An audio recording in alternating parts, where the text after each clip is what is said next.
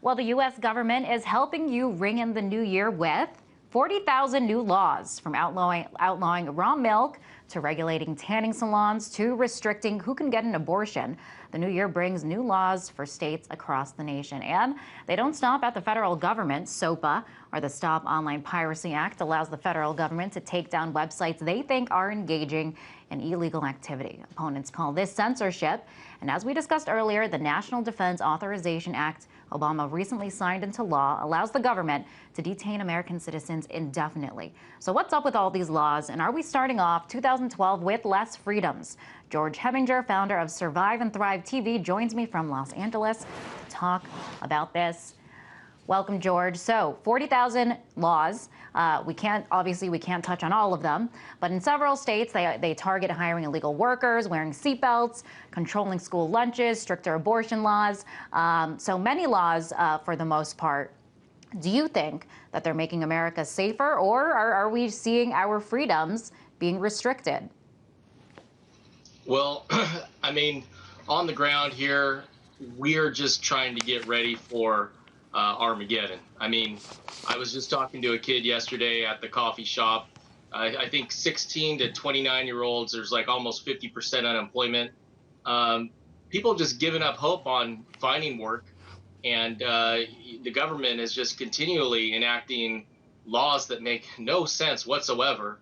And you get to the point where you just start giving up on the government. And I know this happened in Russia, where people just lost faith in the bureaucracy, lost faith in the leaders. And I think we're getting to that point. A lot of people, a lot of my followers on my channel, starting to give up on the whole process of what America is supposed to be.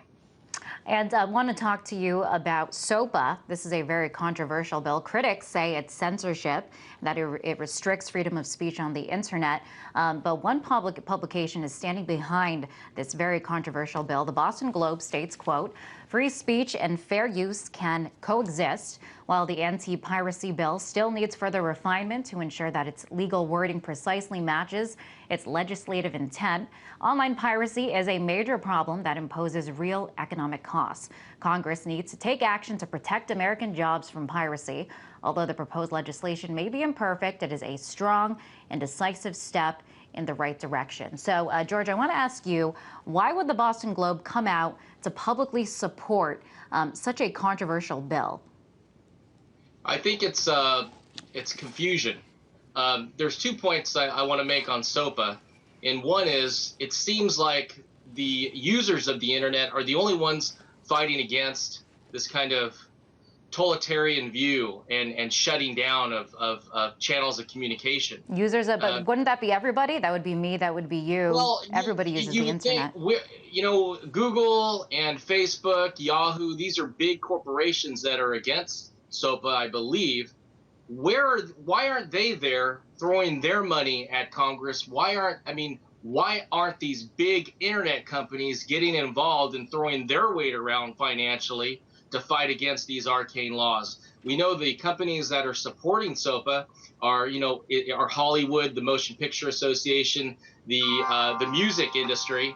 The question is, the second point of this is, we're talking about a whole change in the way we view personal property rights. You know, we've been in an industrial era revolution, and now we're heading to a whole new type of society where people share information. The internet, copyright, the idea of copyright is being put into question. And I think what's happening with these laws that are being passed are just the old guard trying to hold on to power. And that's all that this is. And so what do you think are the greater implications of this SOPA bill? It aims to prevent piracy and illegal behavior online, but could it be a greater, window for the government to come in and gain more control of the internet, or what could this lead to? I think what it's going to lead to is eventually they're going to use it to shut down websites. Of course, websites that are pirating probably movies and music, but that's the fine line. When is it going to be a overstepping of that protection of your personal property rights? You know, if I post a link on a website, there's entire huge websites. The Drudge Report There's news agencies that link to copyrighted material. Is that a hand into shutting down free speech? Of course it is. And once again, the big picture is there's a lot of people, a lot of companies that have been have formed on the idea of copyright protection, and we're seeing an evolution of it. We're seeing a sharing of information, and there's news agencies like yours that are out there that are basically embracing this, and they're the ones that are going to survive and thrive in the future. The companies that understand this new paradigm of sharing information rather than just trying to hold on to it. And quickly, want to ask you, with all these laws, 40,000 new laws, some very controversial federal laws, are these all signs of the times, of what's to come, of a future of more laws and less freedoms?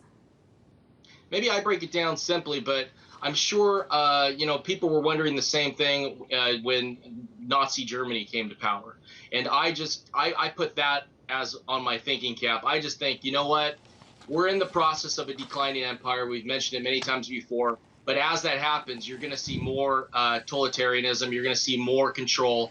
You're going to see more government authority getting involved in your lives. And what I'm basically telling my audience is, in your own personal lives, do what you want to do. Exercise your freedom, because eventually we're all responsible. We all feed the beast.